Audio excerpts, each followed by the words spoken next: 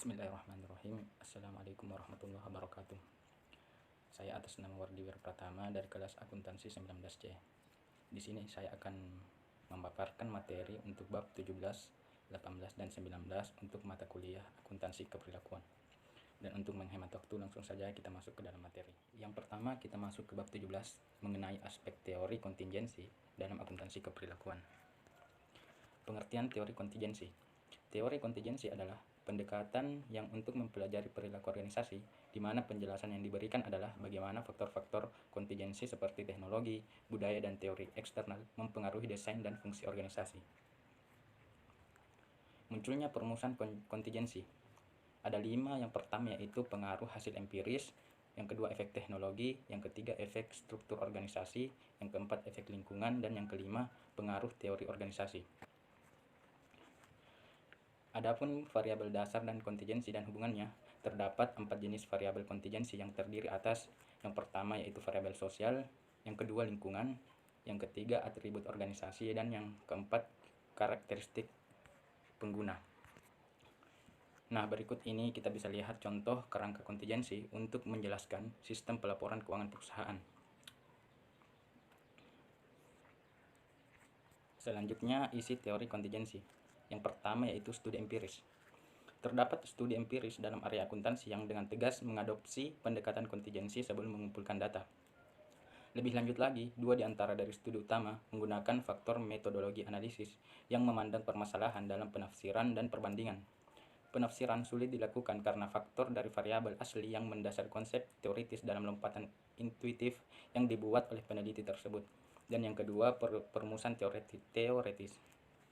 Sebagai tambahan terhadap pekerjaan yang berdasarkan spekulasi teoretis menyangkut sifat alami dari teori kontingensi, sistem informasi akuntansi, Gordon dan Milner berusaha untuk menyediakan kerangka menyeluruh bagi perencanaan sistem informasi akuntansi atau SIA yang mempertimbangkan kebutuhan spesifikasi organisasi yang luas dalam teori organisasi.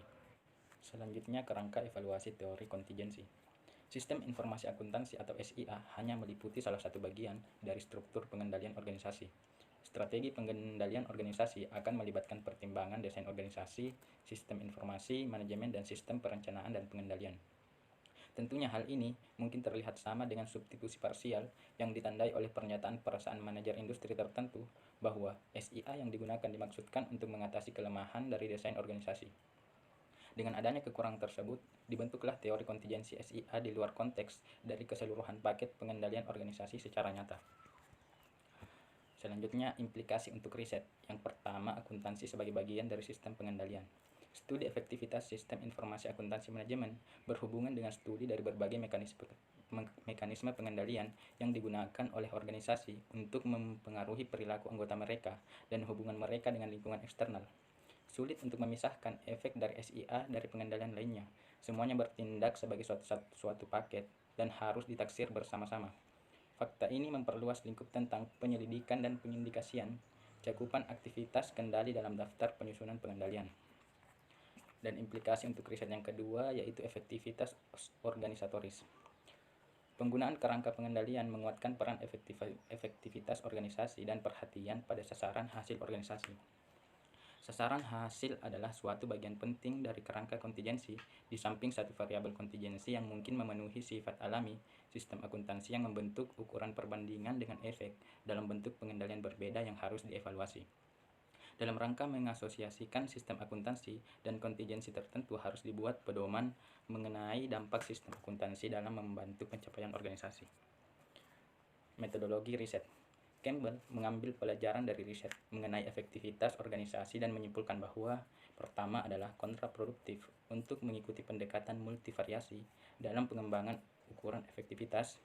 Yang kedua, untuk sasaran dari efektivitas organisasi adalah suatu tegas yang hampir pasti gagal. Dan yang ketiga, kekeliruan dalam memusatkan perhatian pada riset terhadap sumber daya yang langka guna mengembangkan ukuran berorientasi hasil yang berfungsi dalam organisasi, seperti rasio modal laba, produktivitas, dan semacamnya. Nah, selanjutnya kita masuk ke bab 18 yang mengenai aspek keperilakuan pada desentralisasi. Definisi desentralisasi. Definisi yang paling populer dari desentralisasi adalah definisi yang diberikan oleh H.A. Simon. Suatu organisasi administratif adalah terdesentralisasi sejauh keputusan dibuat pada tingkatan yang relatif tinggi dalam organisasi tersebut. Terdesentralisasi sejauh keputusan itu didelegasikan oleh manajemen puncak kepada tingkatan wewenang eksekutif yang lebih rendah. Lingkungan sebagai faktor desentralisasi. Bagian lingkungan sebagai faktor penentu desentralisasi ini membahas mengenai kondisi-kondisi pendahulu yang menciptakan kebutuhan akan jenis-jenis perilaku manajerial yang dijelaskan oleh Van Zyl pada tahun 1980. Hanya dengan memahami mengapa perilaku-perilaku semacam itu dibutuhkan adalah mungkin untuk memahami akan kebutuhan desentralisasi. Suatu pembahasan umum mengenai alasan-alasan dibutuhkannya desentralisasi mencakup hal-hal sebagai berikut. Yang pertama, desentralisasi membebaskan manajemen puncak untuk fokus pada keputusan-keputusan strategis jangka panjang dan bukannya terlibat dalam keputusan-keputusan operasi. Yang kedua, desentralisasi memungkinkan organisasi untuk memberikan respons secara cepat dan efektif terhadap masalah, memiliki faktor penentu desentralisasi, dan menilai kinerja informasi yang lebih baik. Yang ketiga, sistem yang tersentralisasi tidak mampu menangani semua informasi yang rumit yang diperlukan untuk membuat keputusan yang optimal.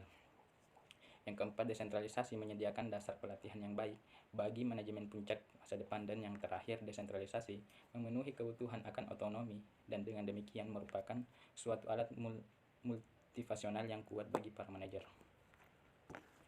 Sebagaimana ditunjukkan oleh J. W. Meyer dan B. Rowan pada tahun 1977, desentralisasi dalam masyarakat barat memiliki fungsi simbolis karena desentralisasi sesuai dengan nilai-nilai dari komunitas yang lebih besar. Berbagai macam alasan untuk desentralisasi ini dapat dikaitkan dalam model yang berbasis lingkungan dari jenis yang disajikan dalam gambar berikut ini. Nah, bisa kita lihat gambar model respons lingkungan dari desentralisasi.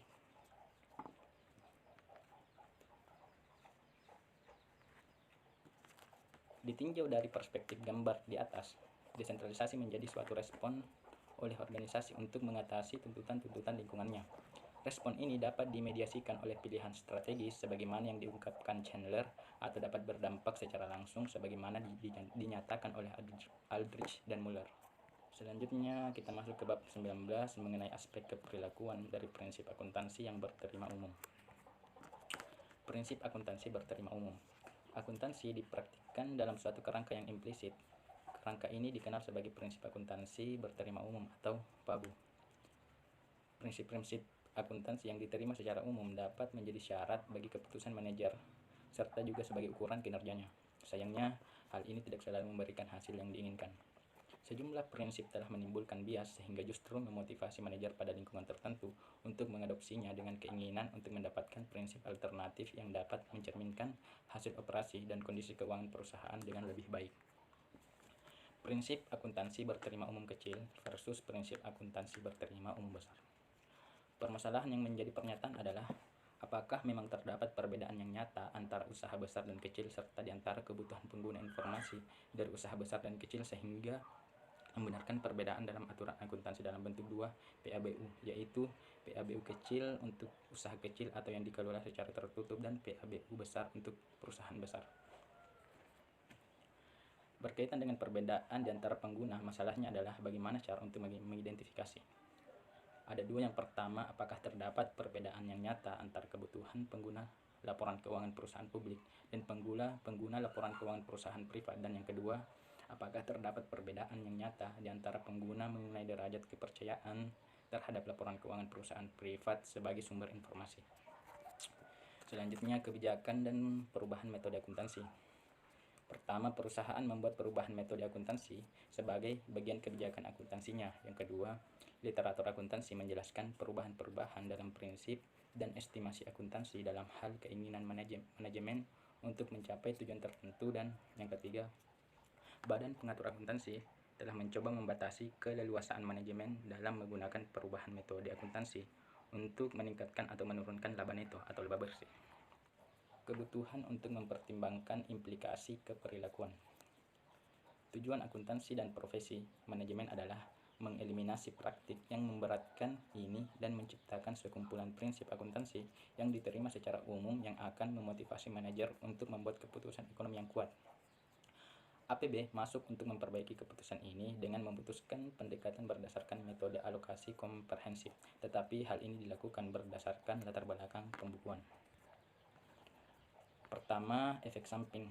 Potensi implikasi motivasi yang tidak diinginkan dari metode arus atau flow terhadap akuntansi pajak meluas pada banyak keputusan akuntansi dan pajak yang menciptakan perbedaan waktu antara pengakuan pendapatan dan beban untuk tujuan pajak dan untuk tujuan pembukuan. Yang kedua, potensi kuat. Profesi akuntansi harus melanjutkan pekerjaannya dalam mengarungi dorongan penyalahgunaan metode akuntansi. Dan yang ketiga, analogi kontrol manajemen. Laporan keuangan kepada pemegang saham menampilkan informasi output sistem publik untuk mengontrol tindakan manajerial. Pertama, perbedaan operasi utama antara aspek motivasi sistem pengendalian manajemen internal dengan sistem pelaporan perusahaan terletak pada siapa yang menentukan sasaran yang akan dicapai sistem tersebut. Yang kedua, sistem kontrol manajemen digunakan secara internal oleh manajemen puncak perusahaan untuk mengkomunikasikan, memahami, mengukur, dan mempengaruhi tindakan manajer unit operasinya. Elemen kunci dari beberapa sistem pengendalian manajemen adalah standar di mana kinerja aktual diukur. Hubungan ini menciptakan sistem pengendalian. Manajemen kinerja per lembar saham merupakan ukuran kasar dari kinerja. Hal ini mempengaruhi perilaku manajerial melalui dua cara. Yang pertama, cara di mana korporasi dikapitalisasi, dan yang kedua, cara di mana keputusan akuntansi dan ekonomi dibuat dalam menciptakan dan menghitung laba. Yang keempat, yaitu kemajuan terbaru. Selama 5 tahun terakhir, Dewan Akuntansi telah membuat sejumlah keputusan signifikan yang mempengaruhi bias motivasi dari prinsip-prinsip akuntansi yang diterima secara umum. Yang kelima, entitas anek yang tidak dikonsolidasi. Opini APB nomor 10 yang merupakan amandemen terhadap Accounting Research Bulletin nomor 51 mengurangi bias motivasi yang melekat kepada prinsip konsolidasi yang lama. Yang keenam, kerugian dan laba luar biasa. Laba neto akan mencerminkan seluruh pos keuntungan dan kerugian diakui selama periode tersebut, kecuali untuk pos-pos di mana benar-benar dilakukan penyesuaian sebelum laba periodik perusahaan dihitung. Dan yang ketujuh, saham biasa ekuivalen. Opini nomor 9 dan nomor 15 menghasilkan dorongan bagi manajer untuk menerbitkan efek konversi atau convertible security, khususnya pada saat penerbitan ekuitas dengan saham biasa. Namun sejak akhir tahun 1966, SEC menyatakan bahwa perhitungan laba per saham aktual dari korporasi harus memasukkan seluruh kelas saham biasa yang beredar, seluruh efek beredar dengan hak dividen yang sama dengan saham biasa, dan seluruh efek yang dihasilkan terutama dari nilai konversi atau yang memiliki karakteristik pemegang saham, dan yang terakhir, pengumpulan retroaktif. Opini nomor 10 tidak membuang insentif akuntansi untuk akuisisi, tetapi hal ini mengurangi kekuatan dari insentif tersebut. Opini nomor 10 merekomendasikan untuk menunjukkan efek pooling terhadap tren laba perusahaan mungkin perlu disediakan rekonsiliasi antara lain laba sebelumnya dengan yang dilaporkan sekarang. Area yang menjadi perhatian sekarang. Masih terdapat sejumlah praktik akuntansi yang mempunyai karakteristik perilaku yang tidak diinginkan, karena praktik-praktik tersebut dapat mengondisikan keputusan manajerial dengan cara yang menghasilkan pengukuran kinerja yang menyesatkan. Area utamanya ini dijelaskan dalam beberapa bagian. Yang pertama, menyatukan kepentingan. Yang kedua, pendanaan di luar neraca. Yang ketiga, kredit pajak investasi. Yang keempat, perlindungan melalui pengungkapan. Dan yang kelima, pengendalian internal. Dan pada slide terakhir ini kita dapat melihat contoh kasus, baik itu aspek teori kontingensi, aspek desentralisasi, dan prinsip akuntansi yang berlaku umum. Itulah tadi sedikit penjelasan terkait bab 17, 18, dan 19 untuk mata kuliah akuntansi keperilakuan. Kurang lebihnya mohon dimaafkan. Assalamualaikum warahmatullahi wabarakatuh.